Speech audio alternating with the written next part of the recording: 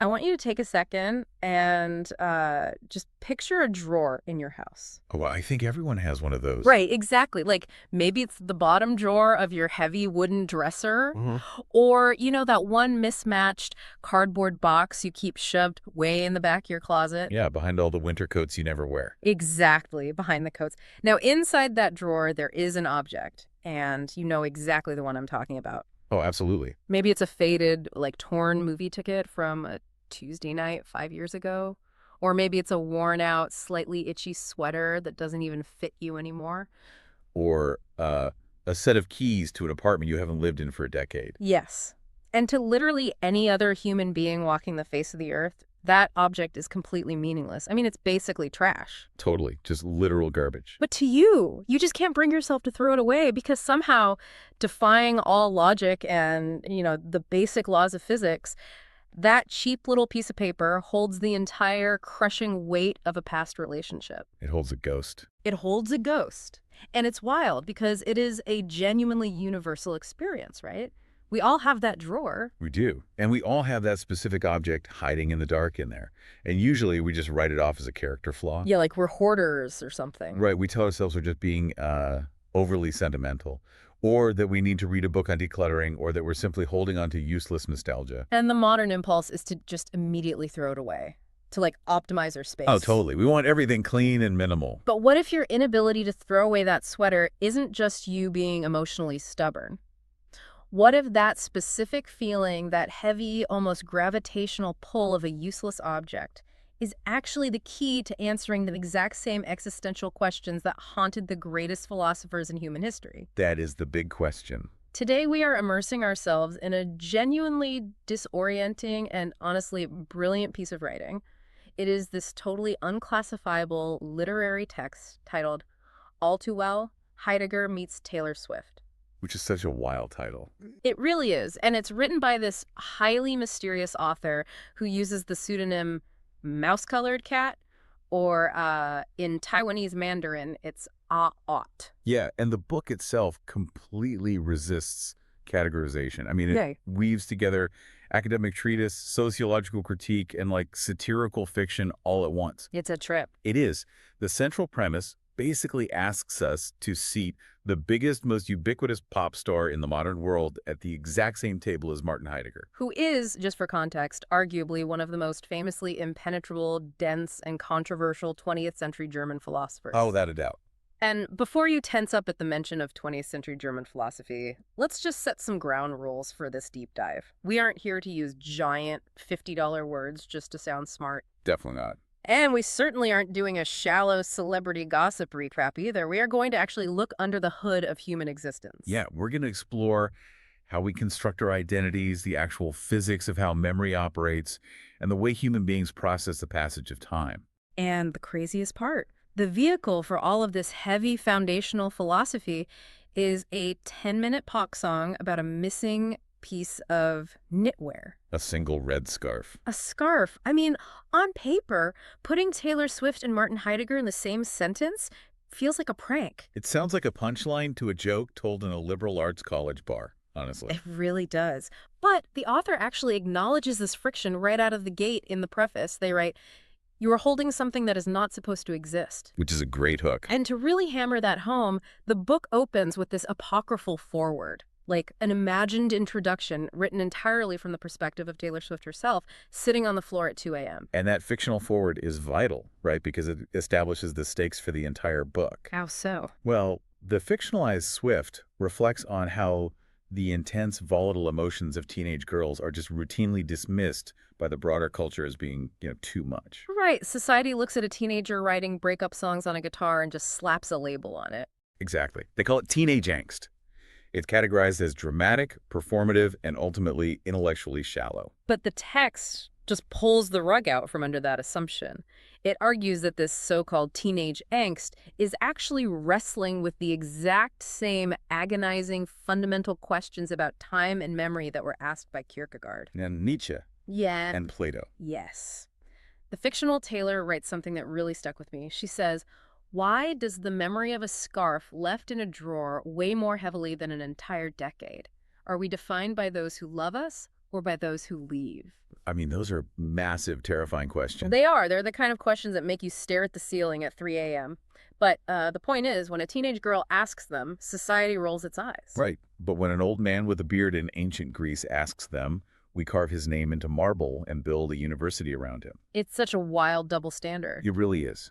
And to understand why that double standard even exists, the author brings in the French sociologist Pierre Bourdieu, specifically his landmark 1979 book, Distinction. Okay, so how does Bourdieu fit into pop stars and German philosophers? Well, this is a crucial framework for everything that follows. Bourdieu spent his career analyzing how society organizes itself. And he argued that our tastes, what we categorize as high culture versus low culture or just pop, those have very little to do with the actual objective intellectual complexity of the work itself. Right, really? Yeah. Instead, taste is fundamentally a mechanism for social sorting. Okay, let's unpack this. Social sorting. So you're saying that deciding Beethoven is, like, better than Beyonce isn't about the notes on the page. It's about organizing people into a hierarchy. Bourdieu would argue it is entirely about hierarchy. Just think about how high culture functions in society. It operates as a status signal, precisely because it is exclusive. Like, it requires credentials to access. Exactly. You need a specialized education, you need the leisure time to study it, and you need a highly specific elite vocabulary to even participate in the conversation. So if you walk into a cocktail party and casually quote Heidegger's views on existential dread, you're instantly signaling to the room that you belong to a certain educated, affluent class. You're basically flashing a VIP badge. A VIP badge. I love that. And conversely, pop culture is viewed with deep suspicion by the intellectual elite, not because it inherently lacks depth, but purely because it is hyper-accessible. Right, because it doesn't require a master's degree to understand a song about a breakup. Exactly. It circulates on Spotify playlists, in shopping malls, in huge stadiums. If 70,000 people can stand at a football stadium and scream the lyrics together, the elite gatekeepers can no longer use that art to elevate themselves above the crowd.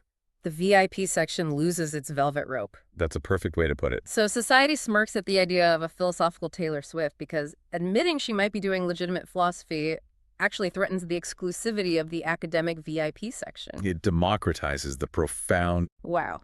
And the source makes this point explicitly, right?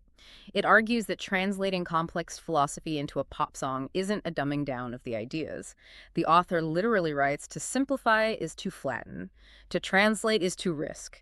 And risk, unlike prestige, is democratic. The whole thesis of the book is that a song like All Too Well is a translation of profound existential concepts into a medium that millions of people can actually use. Like a tool to process their own grief. Yes. It takes a philosophy out of the ivory tower and puts it in the car stereo.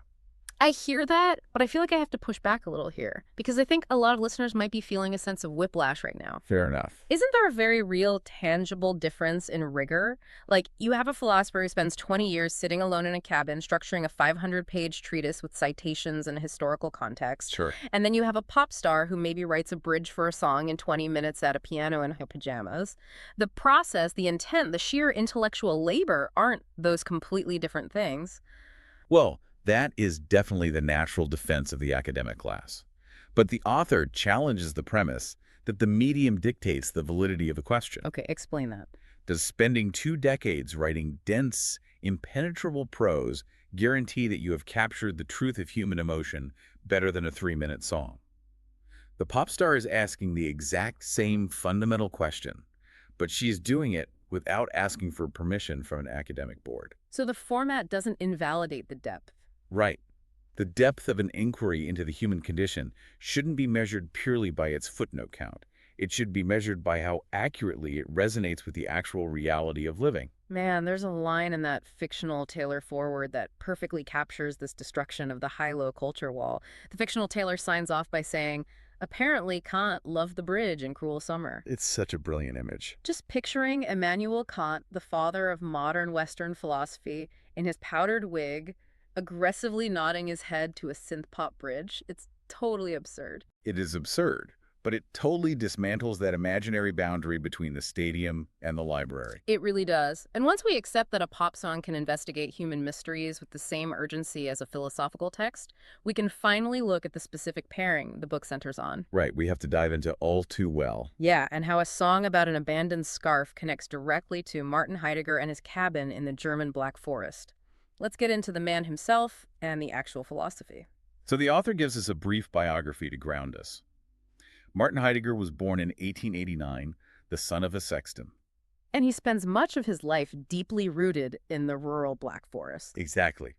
And while he's there, he writes this towering, incredibly difficult book called Being in Time.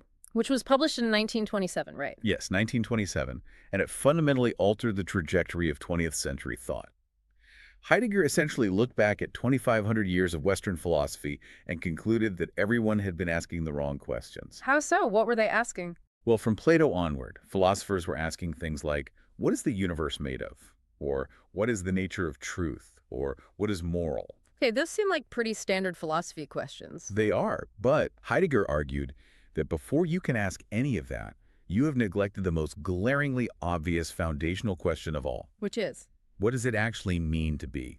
What is the raw, dizzying, inexplicable fact of simply existing? And this brings us to a word that appears constantly in the text, which is ontology. We should probably define that for the listener because it's definitely one of those VIP badge words we talked about. Oh, for sure.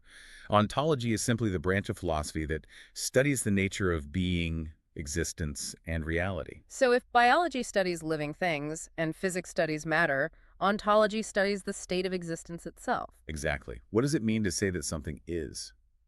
And Heidegger revolutionized ontology by introducing a concept he called design. Design, let's spell that. D-A-S-E-I-N. Right. Literal translated from German. It means being there. Heidegger used this term because he believed that human beings are not just detached, objective spirits floating around observing the universe from a safe distance. We aren't just brains in jars logically analyzing a world outside of us. No, not at all. Instead, we are intrinsically thrown into the world. Thrownness. I love that term. It implies a complete lack of consent. Like, we didn't politely knock and ask to enter the universe. Exactly. We just woke up here mid-story, completely surrounded by stuff, and now we just have to deal with it. That is the core of Dasein, right? We are always already entangled with our environment. We are defined by the objects, the spaces, and the people we interact with. Precisely. And to explain how we experience all this stuff we are thrown into, Heidegger uses a very famous philosophical analogy, the hammer. Okay, so walk us through the hammer. How does a literal tool explain human existence? Okay, imagine you are a carpenter building a table. You pick up a hammer and you start driving nails into the wood. As long as that hammer is working perfectly, you do not consciously look at the hammer. Right, you're looking at the nail. You don't think about its weight or the grain of its wooden handle or its hammerness. Your consciousness is focused entirely on the project, which is the table you are building. The tool is practically invisible to you. Exactly. It functions merely as an extension of your physical intention. Heidegger calls this state being ready to hand. So the tool just disappears into the task. But then something happens. The head of the hammer snaps off.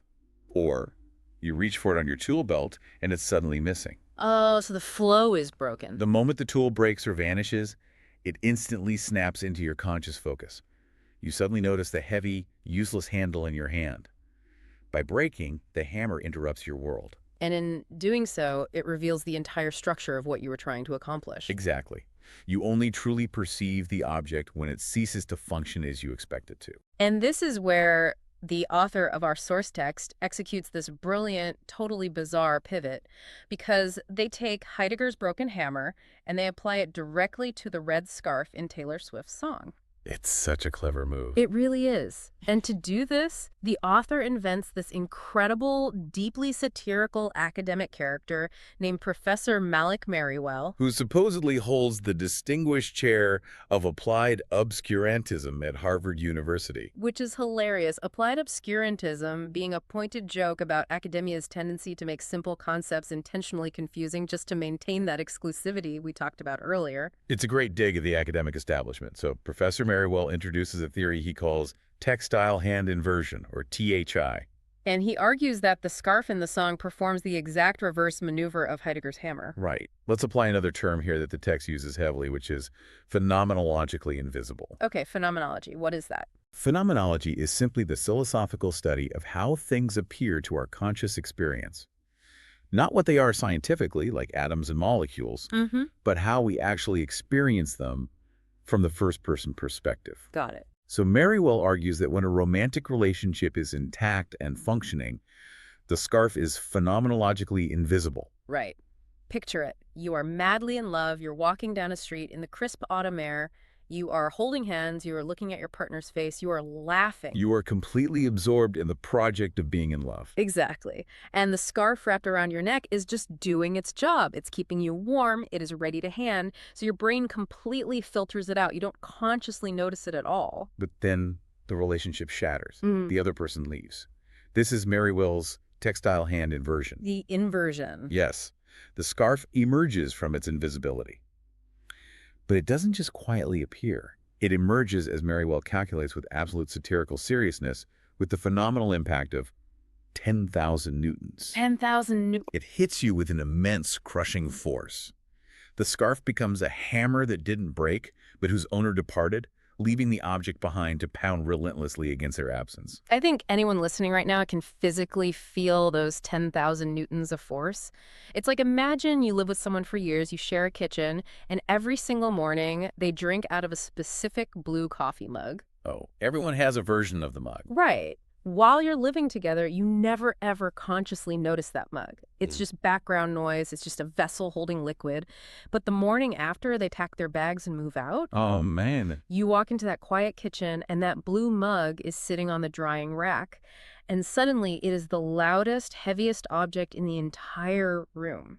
It feels like it's literally screaming at you. It is practically vibrating with their absence. That analogy translates the concept beautifully. And the author knows that Professor Merriwell's dense academic jargon can sometimes obscure the raw emotional truth. So they bring in a translator of sorts. Yes, they provide him with an assistant, Gaston Blunder.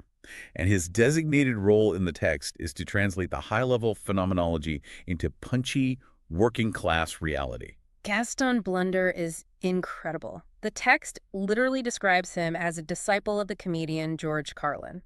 How does Blunder summarize this whole textile hand inversion theory? Blunder just cuts right through the jargon. He says, "Your stuff remembers you even when you don't remember where you left it." That is so profound, but so simple. And he follows it up by saying, he calls it Dasein, I call it Monday morning. I love that. Blunder strips away the Harvard pretense to reveal a raw, terrifying reality about objects. The object doesn't hold on to the person, it holds on to the being. The being itself. Yes. The presence, the routine, the shared existence has fundamentally seeped into the physical fabric of the scarf or the ceramic of the mug. It literally becomes a physical container for an existence that is no longer there. And honestly, this explains so much about human behavior. It really does. It totally explains why we can't just throw the junk in the drawer away. You aren't standing over a trash can trying to throw away a $3 piece of fabric.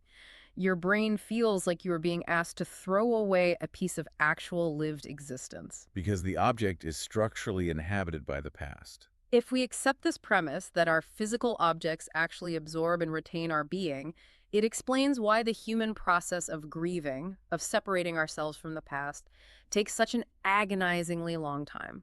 You can't just logically decide to be over it because the physical world around you refuses to let the past die. Which provides the perfect logical bridge into the next major argument of the book. Its philosophical defense of how we experience time. Right, because All Too Well is famous for one very specific structural reason. It wasn't always a 10-minute song. Exactly.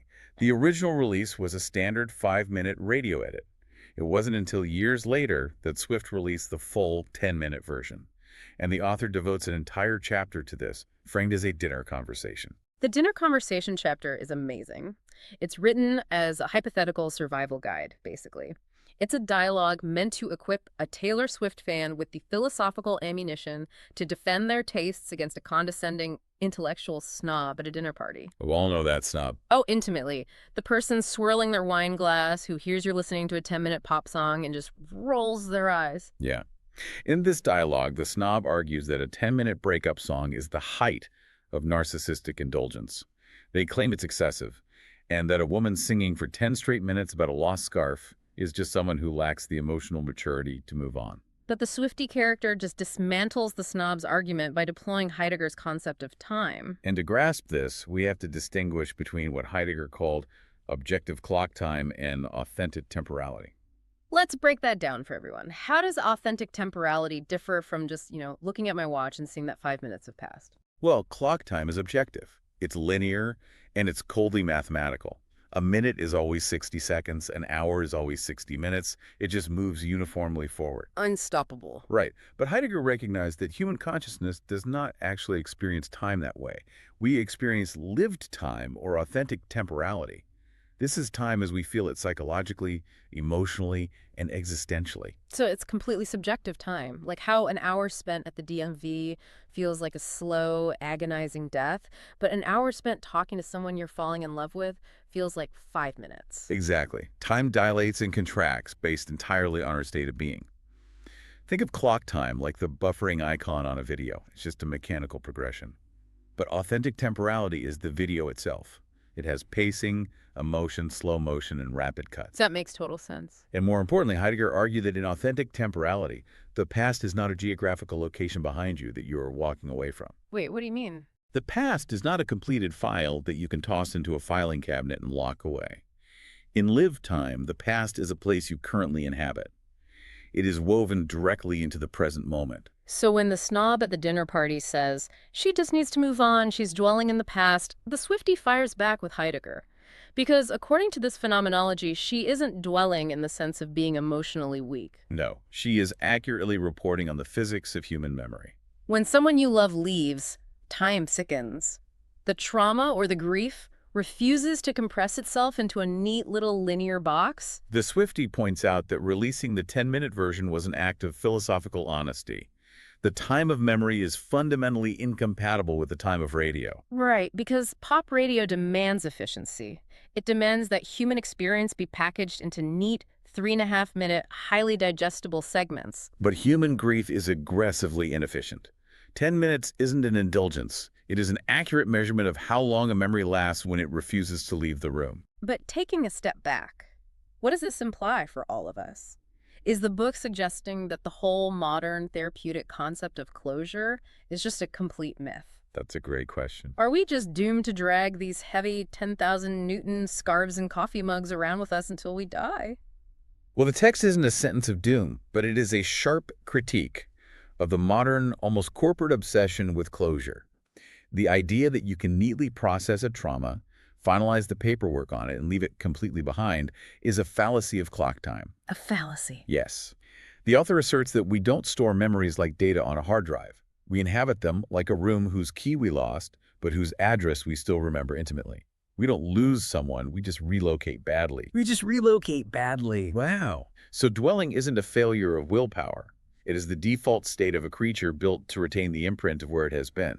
And this dinner conversation chapter ends with a line from the Swiftie that just completely levels the snob. After breaking down the difference between clock time and live time, the Swiftie says, Heidegger needed 500 pages to ask one question. Taylor needed 10 minutes to answer it. It's a fantastic encapsulation of the book's core argument, that pop culture can completely bypass the gatekeepers and hit the profound existential truth directly. It is a triumphant synthesis. Yeah. However, we have to talk about the elephant in the room. The author is deeply aware that you cannot invoke Martin Heidegger as a guide to human existence without confronting the massive, inescapable darkness attached to his name. Yes, and the text forces us to reckon with this. We absolutely have to address the biographical reality of Heidegger. In 1933, Martin Heidegger joined the Nazi Party. And he didn't just quietly pay party dues. No, he didn't. He was appointed the rector of the University of Freiburg, and he delivered public speeches actively supporting the regime and aligning the university with its goals. And historically, after the war ended, he never offered a clear, unequivocal apology or public reckoning for his actions. It is one of the most heavily debated and agonizing paradoxes in modern intellectual history. What do we actually do with profound, world-altering ideas when they are generated by an individual who supported a monstrous ideology? Right. And just to be totally clear to the listener, we are impartially reporting the contents of this book. We are endorsing Heidegger's politics, obviously, but we are looking at how the book addresses this paradox. And the mysterious author, Mouse-Colored Cat, does not ignore this. The text wrestles openly with how to handle this stain. The author confronts the reality head-on, writing, "The greatest thinker of being in the world chose the worst possible world." A stark, devastating observation. It really is. The text insists that we can extract Heidegger's insights into memory and objects, but we cannot use those insights to absolve the man himself. It's a complex tightrope. Can you use a tool designed by someone whose morals you abhor to build something good? The author answers this by extracting a deeply sobering lesson from Heidegger's failure. And they offer a phrase that anchors the entire ethical weight of the book. The author writes, "Ideas do not shield us from cowardice." Ideas do not shield us from cowardice. I literally had to put the book down and just stare at the wall when I read that. Because we have this deeply ingrained assumption that if someone is incredibly smart, if they have read all the right books and can speak beautifully about the human condition, they must inherently be a good person. We constantly conflate intellect with morality. Yes. The author is suggesting that this might be the most crucial unintended lesson of Heidegger's life. You can possess a towering generational intellect. You can spend your entire life successfully mapping the deep phenomenological mechanics of how human beings relate to each other and to the world. And still fail completely and utterly when asked to stand up and protect your fellow human beings in reality. Exactly. It completely strips away the romantic myth of the great philosopher. You can write 500 pages on what it means to exist and still actively participate in a political machine designed to erase the existence of millions. It's a chilling reminder that knowing the theory of goodness is entirely different from the practice of courage. It is a heavy, necessary grounding for the text. Okay. But once the author has addressed the gravity of Heidegger's reality, they pivot back to their deeply unconventional methodology. Right, having laid all the philosophical groundwork, the author begins to physically blend these two worlds together in a series of highly creative, almost surreal, fictional scenarios. This is where the book transitions from essay to bizarre literary fan fiction almost. Yeah. The author creates these imagined interactions between the philosopher and the pop star. Let's look at the first one, which is the letter. The author imagines a scenario where a passionate Taylor Swift fan writes a letter to Martin Heidegger, asking him to explain why she can't get over the song All Too Well, and Heidegger writes back. And the fictionalized Heidegger responds with pure validation. He tells the fan that their obsession with the scarf is not an emotional defect. They're not just wallowing in cheap nostalgia. So what are they doing? Rather, they have stumbled into a raw encounter with the fundamental structure of reality. He writes that physical objects are not mere accessories to our lives. They are the physical locations where our existence leaves its mark. They have a vastly more patient memory than human beings do. But then he gives her some advice that feels surprisingly practical, while still being steeped in deep philosophy. He tells her not to try and burn the scarf or throw it away, but to just leave it in the drawer. He writes, "Some things are not meant to be recovered. They are meant to remind us that we were there." And then he delivers this incredible line.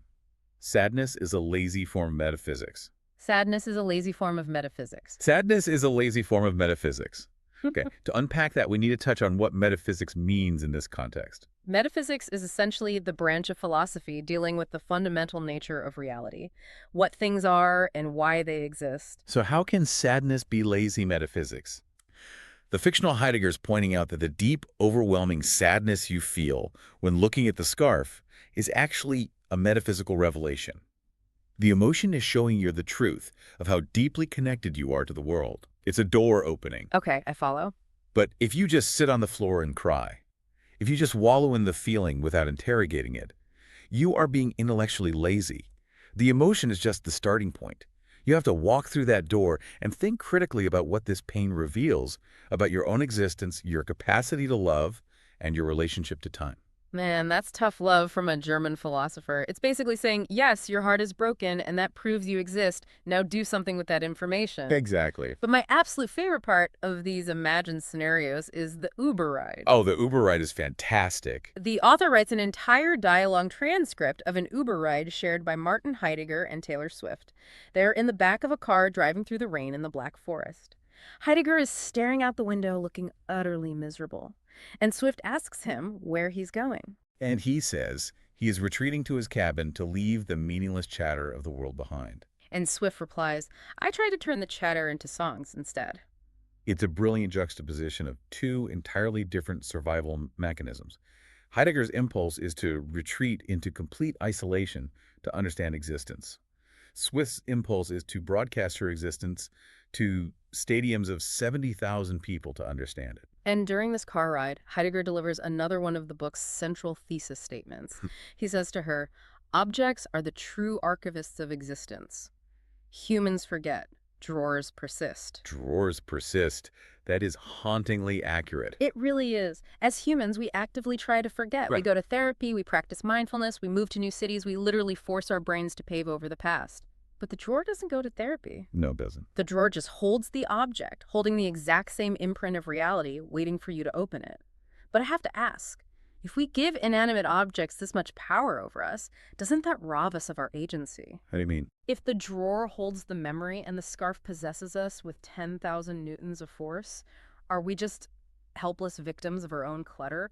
Do we have any power to move forward? Well, the text anticipates that exact pushback. The philosophy emphasizes that while the object holds the imprint of the past, the meaning you derive from it in the present is entirely your responsibility. Okay, so the object isn't making me sad. The object is an archivist. It is not a dictator. It holds the record, but it doesn't force you to read it the same way every single day. Returning to the idea that sadness is lazy metaphysics, you have the agency to recognize the profound weight of the archive without letting it crush your future. You observe the artifact, but you still hold the pen to write the next chapter. Exactly. Speaking of who holds the pen and who owns the record, the author includes this completely bizarre multiple-choice pop quiz at the end of the chapter. It's ostensibly testing the reader on Professor Merriwell's theory of reverse textile ontology. Yeah, and one of the possible answers to the question of why the scarf is so uniquely powerful links ontology directly to modern intellectual property law. Which is such a wild leap. It really is.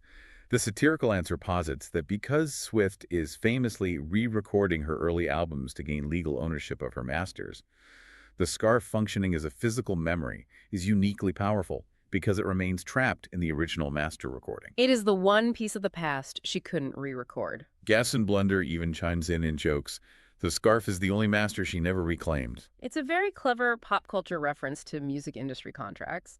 But then Professor Merriwell uses it to ask a genuinely compelling philosophical question about, and I quote, the copyrightability of a memory. It sounds totally absurd on its face, copywriting a memory. Mm-hmm.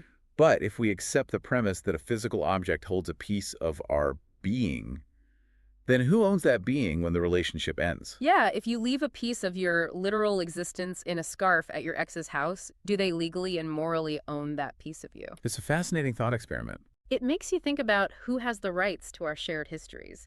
Does the person who kept the physical photo album own the memory of the vacation more than the person who walked away empty-handed? It is a masterful use of a highly specific modern controversy, the ownership of music masters, to illuminate a dense abstraction about who owns human experience. But it begs a larger question. Why did the author go to such elaborate lengths to create these bizarre mashups? Why write an entire book blending Taylor Swift's legal battles with Heideggerian ontology? Well, the author finally reveals their true underlying motivation in the book's afterword. The afterword is titled Antidote to Algorithmic Inbreeding. And this is where the mysterious author Ayoche pulls the curtain completely back. And it turns out this entire book, the pop stars, the philosophers, the scars, the hammers, is actually a manifesto against artificial intelligence. Yes. The author, who hints at having a background in technology and law, reveals a deep anxiety about the rise of large language models. These are the AI systems that are currently generating vast amounts of the text we read online. Exactly. And the author describes these models beautifully but brutally, calling them stochastic parrots of infinity. Stochastic parrots. Let's break that down because it sounds poetic, but it's actually describing the literal mechanics of how AI works, right? Yes. Stochastic refers to a process that has a random probability distribution. It can be analyzed statistically, but not predicted precisely. Okay. When you ask an AI to write a paragraph, it doesn't think or understand the concepts. It uses complex mathematics to predict what the next most likely token, which is just a piece of a word, should be, based on the billions of words it has ingested from the internet. So it's just guessing the next word. It is a highly sophisticated parrot. It mimics the patterns of human language flawlessly, but it possesses absolutely zero internal comprehension of the human experience it is regurgitating. And the author warns us about a specific impending catastrophe they call digital autophagy. Autophagy literally translates to self-eating. The author points out a fascinating shift in how we view digital information. When the digital revolution began, the great promise was zero generation loss. Right. If you make a physical photocopy of a photocopy, it degrades, it gets blurry, but a digital file copied a million times remains perfect. However, with the advent of AI, the danger isn't the degradation of the signal, it's the degradation of meaning. This leads to model collapse. How does model collapse work? How does meaning degrade? Think about the training data. The AI generates an article.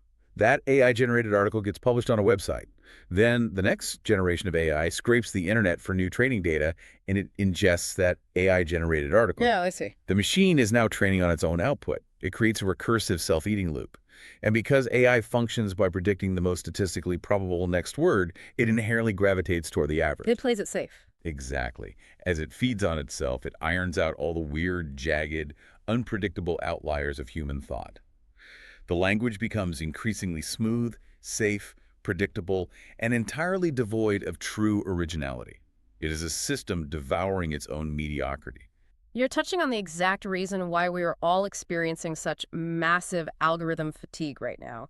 You open an app, you scroll through your feed, you read a recommended article, and everything feels perfectly curated, completely frictionless, and incredibly boring. It is the mathematical average of human thought. And because of that, our brains suddenly crave friction. We crave something jagged, illogical, and unexpected. And that craving for friction is the entire reason this book exists. The author views the pairing of Taylor Swift and Martin Heidegger as a deliberate act of intellectual vandalism. I love that phrase, intellectual vandalism. By smashing together a red scarf, pop music rights, and dense 20th century ontology, the author is intentionally throwing a massive wrench into the smooth machinery of the algorithm. Because the AI can't predict it. There is no statistical precedent for Heidegger in an Uber with Taylor Swift. The AI relies entirely on what has happened before. Right. Human creativity, on the other hand, relies on making leaps between things that have absolutely no business being together. The author calls this strategy capacitivism. Capacitivism. It's the act of overloading the digital system with conceptual sparks it cannot anticipate. The goal isn't to become a Luddite and just smash the computers. The goal is to overwhelm the predictive models with human irrationality. So it's like throwing a cognitive virus into the machine. Sort of. The author argues that in the near future, true independence, what they call being the data sovereign, won't be about having access to information. The AI will have all the information instantly. Right. If you just want a summary of being and time, the AI can give it to you in 3 seconds. Information is now a cheap, infinite commodity. Precisely. To be a data sovereign, a master of source data, means possessing the uniquely human ability to bend the flow of logic. It's the ability to forge connections so statistically improbable, so steeped in messy emotional reality that the machine cannot compute them. Wow. The author concludes by declaring that this book is an artifact the algorithm alone would never have dared to assemble. The machine would see no logical correlation between the broken hammer and the red scarf. It required a human, or maybe a human cat. It totally reframes the entire journey we just went on. This wasn't just a quirky thought experiment about a pop song. It was a literal manifesto. It was an active defense of human creativity. Arguing that our irrational, deeply emotional experiences like crying over a discarded piece of knitwear are not flaws in our programming. They are the exact, unmappable features that make human consciousness irreproducible by a predictive text model. It is a remarkable synthesis. It reminds us that philosophy is not a dead language locked in ivory towers. It is playing on the radio, it is sitting in the dust of our closets, and it is the very friction that keeps us human in a digital age. We have covered an immense amount of territory today. We started by trying to figure out why an old, seemingly meaningless object in a drawer holds so much gravity. We did. And guided by a mysterious author, we journeyed from a lost scarf in an autumn kitchen through the dense mechanics of Desan and how we are thrown into existence. We unpack the difference between the ticking of a clock and the lived reality of how we experience time and grief. We confronted the paradox of brilliant thinkers failing the most basic moral tests. And ultimately, we arrived at a strategy for intellectual rebellion against an AI-generated world. It really demonstrates the power of translation, taking the profound and making it accessible. It absolutely does. So, to you listening, the next time you are driving to work and a 10-minute pop song comes on the radio, or the next time you are cleaning out your closet and you pick up an old ticket stub and feel that sudden physical pang of sadness. Don't just throw it away. Right. Remember that you aren't just being overly sentimental. You aren't just stubbornly dwelling on the past. You are actively encountering the profound physical mechanics of being. You are holding the archive of your own existence. But before we sign off, I want to leave you with a final thought that extends everything we've analyzed today into the reality of tomorrow. Okay, lay it on us. We've spent this entire time dissecting how physical objects, the scarves, the keys, the heavy ceramic mugs, function as the true archivists of existence because they persist in the physical world. Growers persist. But we are rapidly transitioning into a society that is entirely dematerialized. Oh, wow. You're right. The drawers are literally disappearing. Exactly. What happens to the physics of human memory and what happens to the agonizing process of mourning when our lives leave no physical residue. That's a scary thought. When our relationships are no longer defined by physical artifacts hidden in closets, but instead consist of massive ephemeral archives of text threads, voice notes, and thousands of photos floating in a cloud server. Right, you can't hold a cloud server in your hands. If, as the text argues, the physical object is where our existence actually settles and finds gravity, what happens to our being when the objects we leave behind are nothing but invisible data? Are we losing the very physical locations where our existence can safely reside? When the drawer becomes a hard drive, where does the ghost go? That is something to keep you awake tonight. Until next time, keep digging, keep questioning, and maybe hold on to that old sweater just a little bit longer.